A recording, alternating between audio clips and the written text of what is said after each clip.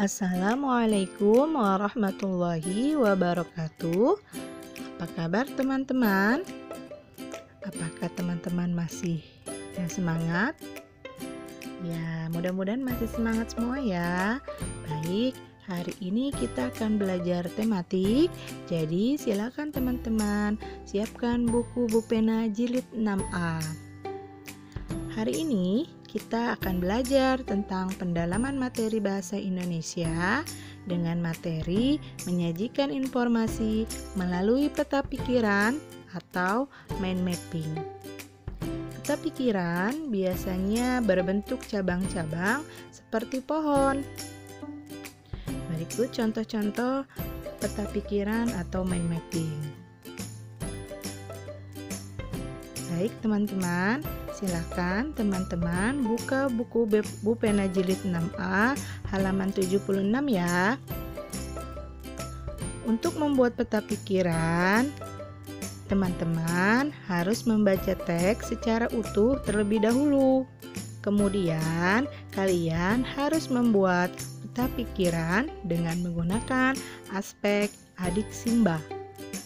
Apa, di mana, kapan, siapa, mengapa, dan bagaimana. Kemudian, kalian harus membuat pertanyaan-pertanyaan menggunakan kalimat tanya tersebut, beserta dengan jawabannya. Hal ini akan memudahkan teman-teman dalam membuat peta pikiran.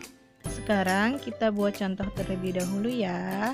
Silakan kalian buka halaman 120, kemudian baca teksnya tentang peristiwa Bandung Lautan Api. Kemudian kita buat pertanyaannya menggunakan kata tanya. Perhatikan contoh berikut ya. Jika kalian sudah membuat contoh seperti gambar, pindahkan ke dalam peta pikiran. Inilah contoh peta pikiran atau mind mapping yang sederhana ya teman. Sekarang kita lanjut ke materi berikutnya. Silakan teman-teman buka buku penanya halaman 101, kalimat efektif. Kalimat efektif adalah kalimat yang memiliki susunan sesuai kaidah bahasa Indonesia yang tercantum dalam PUEB, Pedoman Umum Ejaan Bahasa Indonesia. Kalimat efektif memiliki susunan S, subjek, P, predikat, O, objek, dan K, keterangan. Subjek adalah orang yang melakukan pekerjaan tertentu dalam kalimat. Tidak hanya orang, bisa berupa kata benda, hewan, dan tumbuhan. Predikat adalah tindakan yang dilakukan oleh subjek dalam kalimat.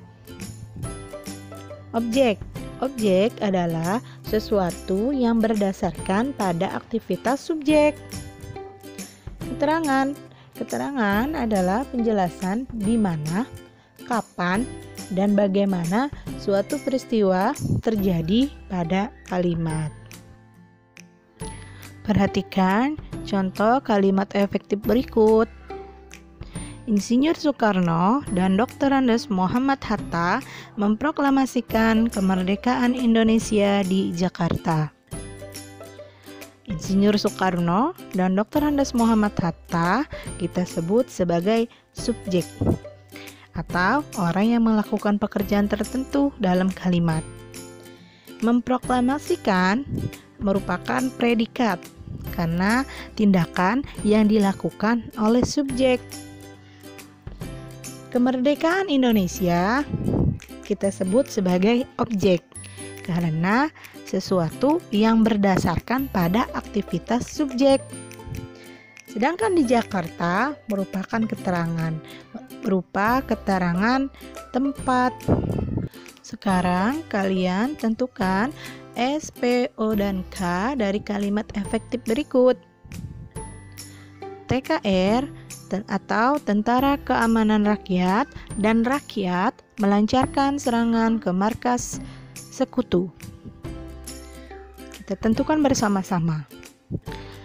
TKR atau tentara keamanan rakyat dan rakyat merupakan subjek karena orang yang melakukan pekerjaan dalam kalimat.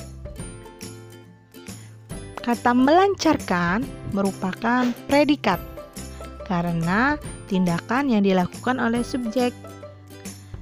Kata serangan adalah objek karena berdasarkan pada aktivitas subjek. Dan terakhir, kalimat ke markas sekutu merupakan keterangan. Sudah jelas ya teman-teman?